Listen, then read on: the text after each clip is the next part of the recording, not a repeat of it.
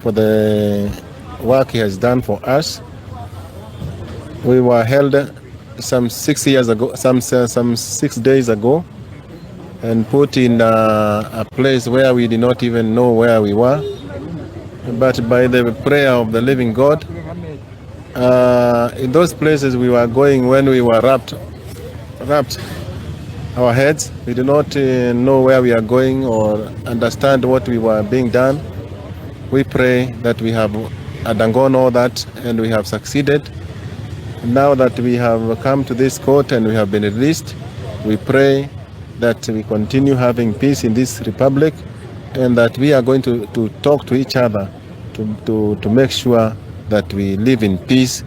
And also we urge the government and the opposition to talk so that they can sort out this matter, which is disturbing the people of Kenya. We know there is a lot of problem in the cost of living and everything that is affecting the Kenyan people. Everything is up, and that's why some people are making noise. Nataka kuwashukuru sana Wakenya ambao wamesimama na sisi. Wakati muda huo wote tumekuwa katika gizani. Tulishikwa siku 6 ambazo zimeisha. Tukapelekwa pahali ambao hapajulikani. Tukafungiwa. Hata masaini tulikuwa tunafanyiwa masaini ambayo hatujui tunafanya nini.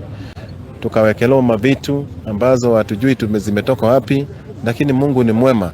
Siku ya leo tumekuja kotini na tumepoa bond ili tuendelee kufanya kesi tukiwa nje. Lakini sasa vile wanavyofanya kuwekelea watu makesi haifai. Tulikuwa tunaomba serikali iko na msimamo, inasimama vizuri, lakini sasa tunaona kuna tatizo kidogo. Tunaomba amani iendelee kuwa, na watu wanapopelekwa kotini wapelekwe kotini kwa ajili ya makosa yao, si maajili ya kuwekelewa mabangi nini. Mimi ni bishop wa kanisa, siwezi kuwa na maneno kama hiyo.